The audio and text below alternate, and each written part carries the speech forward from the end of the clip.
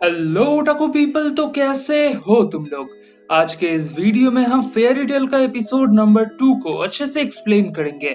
मैं दोबारा एक बात बता दूं कि हमारे चैनल पर अभी कुछ दिनों तक फेयरी टेल और वन पीस की सीरीज चलती रहेगी।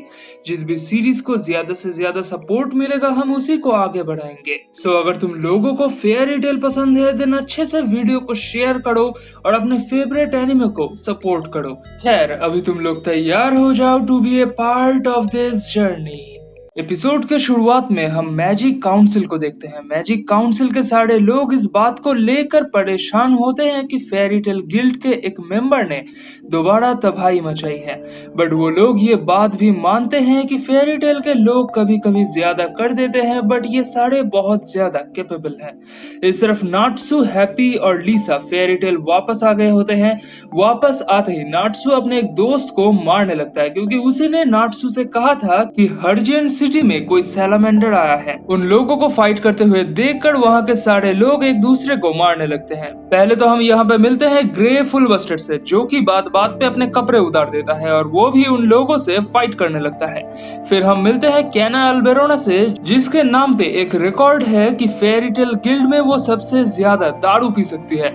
देन एंट्री होती है एल्फमैन और लोकी की। एल्फमैन बहुत ज्यादा ताकतवर होता है, वो अपने दोनों हाथों से किसी को भी हरा सकता है। और Loki is the most eligible bachelors of the fairy tale. ये सारे लोग एक साथ लड़ाई झगड़ा कर रहे होते हैं, तो इनको ऐसे देखकर लूसी हैरान हो जाती है कि ये लोग इतने ज्यादा अजीब क्यों हैं। तभी वहां पे आती है मीरा जेन, जो कि वीकली सोर्सेस मैगजीन की मॉडल होती है, और उसे आमने सामने देखकर लूसी हैरान हो जाती है। बट फाइट के बीच में उसकी भी हालत खराब हो जाती है। फाइट करते करते सारे लोग कुछ ज्यादा ही सीरियस हो जाते हैं और अपने अपने मैजिक का इस्तेमाल करने वाले होते हैं। बट तभी उनको रोकने वहां पे आते हैं फेयरी टेल के मास्टर। उनका नाम है मैकरॉफ। मैकरॉफ असल में एक शॉर्ट हाइट का बुढ़ा आदमी है जो कि अपना रूप बदल सकता है। खैर, उसको देखकर सारे लोग लड़ना बंद कर देते हैं। मैकरॉफ के हाथ में मैजिक काउंसिल के कुछ पेपर्स होते हैं। वो बहुत गुस्से में दिखता है। वो कहता है, तुम लोगों ने दोबारा तबाही मचाना स्टार्ट कर दिया है और तुम्हें पता भी है इसके लिए हमें कितना ज्यादा नुकसान भरना पड़ेगा। ये सुनकर सारे लोग थोड़ा सा निराश हो जाते हैं। तब मैकरॉफ हंसने लगता है और कहता है, बट हम कहाँ पे मैजिक काउंसिल को फॉलो करने वाले हैं। एक मैजिशियन कभी भी रूल्स और रेगुलेशन के बीच रहकर काम नहीं कर सकता। सो मैजिक काउंसिल जाए भाड़ में, तुम लोग अपना काम अपने तरीके से करना चालू रखो। और इसी आइडियल को फॉलो करते हुए आज हमारा गिल्ड नंबर 1 पर है। ये सुनकर सारे लोग बहुत खुश हो जाते हैं। इसके बाद मीरा जेन लूसी के हाथ में फेयरी टेल का स्टैंप लगाती है, जो कि लूसी को ऑफिशियली फेयरी टेल का मेंबर बनाती है। ये सिर्फ नाट्सू रिक्वेस्ट बोर्ड के सामने होता है। असल में फेयरी टेल गिल्ड में जितने भी काम के रिक्वेस्ट आते हैं वो सब इस बोर्ड पर लिखा हुआ होता है। कोई भी मैजिशियन किसी भी काम को चूज कर सकता है और उस काम के बदले में पैसे कमा सकता है। नाट्सू जब अपने काम को लेकर सोच रहा होता है, तभी वहाँ पे रोमियो नाम का एक छोटा सा बच्चा आता है, जो कि मैकरॉफ के पास शिकायत करता है कि उसका फादर मैकाओ कई हफ्ते पहले एक काम के लिए बाहर गए थे, बट अभी तक वो नहीं लौटे। मैकरॉफ कहता है, मैकाओ एक विजर्ड है और तुम उसके बेटे हो, तुम्हें उसका इंतजार करना चाहिए, ना कि ऐसे कंप्लेन करना चाहिए।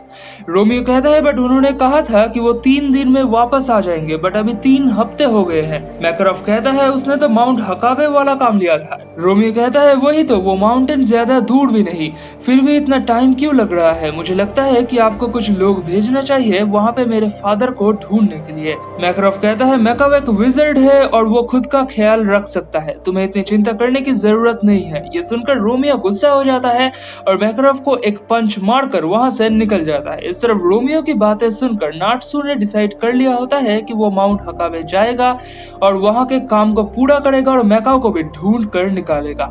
नाट्सू यहाँ पे थोड़ा सीरियस और इमोशनल हो जाता है। लूसी नाट्सू को देखकर मीरा जेन से पूछती है कि अचानक से नाट्सू को ऐसा क्या हो गया। तब मीरा बताती है कि नाट्सू भी कुछ कुछ रोमियो जैसा ही है। असल में नाट्सू जब बहुत छोटा था तब एक ड्रैगन ने उसे जंगल से उठाकर ये मैजिक सिखाई थी, उसे एजुकेट किया था, हमारे कल्चर के बारे में सिखाया था। वो नाट्सू के लिए उसके फादर जैसा था, बट कुछ टाइम बाद अचानक वो ड्रैगन एक दिन गायब हो गया। तब से आज तक नाट्सू अपने फादर इग्नील को ढूंढने की कोशिश कर रहा है। नाट्सू के बारे में ये सब सुनकर लूसी भी उन लोगों के साथ माउंट हकाबे जाने के लिए तैयार हो जाती है। यहाँ से सीन चेंज होता है, हम देखते हैं कि नाट्सू, हैप्पी और लूसी माउंट हकाबे पहुंच गए हैं। ये असल में एक बर्फीला पहाड़ होता है। लूसी ठंड से कांपने लगती है। वो अपने सेलेस्टियल की से एक बड़े से वॉल क्लॉक को समॉन करती है और उस क्लॉक के अंदर ही अपने आप को बंद कर लेती है ताकि उसे ठंड न लगे। वो कहती है, मैं आगे नहीं जाने वाली, तुम लोग जाओ, पता नहीं मैकाओ इतने ठंड में यहाँ पे क्यों आया था। नाट्सू कहता है, यहाँ पे वॉल्कन नाम का एक बड़ा सा मॉन्स्टर रहता है, उसी को हराने मैकाओ यहाँ पर आया था। वो लोग जब ये सारी बातें कर रहे होते हैं तभी वहाँ पे एक बड़ा सा बंदर आता है एंड यही वो मॉन्स्टर वॉल्कन होता है। वॉल्कन लूसी को देखकर एक्साइटेड हो जाता है और उसे उठाकर अपने गुफा में ले जाता है। लूसी बहुत घबराई हुई होती है एंड तभी उसका वो वॉल क्लॉक भी गायब हो जाता है। वॉल्कन लूसी के पास जाने लगता है एंड मौके पर नाट्सू और हैप्पी वहाँ पे आ जाते हैं। नाट्सू मैकाओ के बारे में पूछने लगता है, तब वॉल्कन चालाकी से नाट्सू को पहाड़ से नीचे धकेल देता है। लूसी सोचती है कि अभी उसे अकेले ही इसका सामना करना होगा।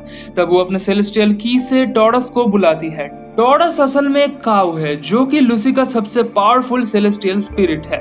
उसके हाथ में एक बड़ा सा एक्स होता है। टॉरस और वॉल्कन एक दूसरे से लड़ने लगते हैं, तभी अचानक नाट्सू आकर टॉरस को मार के बेहोश कर देता है। वो कहता है, यहाँ पे दो मॉन्स्टर कहाँ से आ गए? लूसी कहती है, बेवकूफ, वो मॉन्स्टर नहीं था, वो मेरा सेलेस्टियल स्पिरिट था। एनीवे, नाट्सू वॉल्कन से फाइट करने लगता है। वॉल्कन भी काफी तेज और ताकतवर होता है। ऊपर से वो टॉरस के एक्स को लेकर हमला करने लगता है। नाट्सू किसी तरह टॉरस के एक्स को रोकता है और अपने बॉडी हीट से उसे पिघलाने लगता है और पिघले हुए इन पीसेस को कंज्यूम करने लगता है। लूसी ये सब देखकर हैरान हो जाती है। नाट्सू कंज्यूम किए हुए एक्स के पीसेस को बुलेट्स की तरह थ्रो करने लगता है जिससे वॉल्कन काफी जख्मी हो जाता है एंड आखिर में वो अपने एक फाइनल पंच से इस फाइट को एंड करता है। इसके बाद वॉल्कन की बॉडी गायब हो जाती है और वहाँ पे मैकाओ की बॉडी पड़ा होता है। हैप्पी कहता है, वॉल्कन ने जरूर पोजीशन स्पेल का इस्तेमाल किया होगा और उसने मैकाओ के बॉडी पर कब्जा कर लिया होगा। मैकाओ की हालत बहुत खराब होती है। उसे देखकर ही लगता है उसने बहुत ज्यादा फाइट किया होगा। कुछ देर बाद उसे होश आता है। वो कहता है, मैंने उसके जैसे 19 वॉल्कन्स को हराया है बट उस 20th वाले ने मेरे ऊपर कब्जा कर लिया था। मैकाओ ने 19 मॉन्स्टर्स को अकेले हराया है। ये सुनकर लूसी पूरी तरह से हैरान हो जाती है। वो सोचने लगती है कि ये लोग इतने ताकतवर है कि लूसी कभी भी उनकी बराबरी नहीं कर सकती। एनीवे, इसके बाद वो चारों शहर लौट आते हैं और रोमियो अपने डैड को वापस देखकर बहुत ज्यादा खुश हो जाता है। इसलिए वो नाट्सू, हैप्पी और लूसी को बहुत बहुत थैंक यू कहता है एंड यहाँ पर एपिसोड नंबर 2 की कहानी खत्म हो जाती है। सो अगर तुम लोगों को आज का ये कहानी पसंद आया है देन वीडियो को लाइक और शेयर करो और अगर तुम चाहते हो कि मैं फेयरी टेल एनिमे सीरीज को कंटिन्यू करूँ तो कमेंट्स में बताओ और चैनल को सब्सक्राइब जरूर कर दो।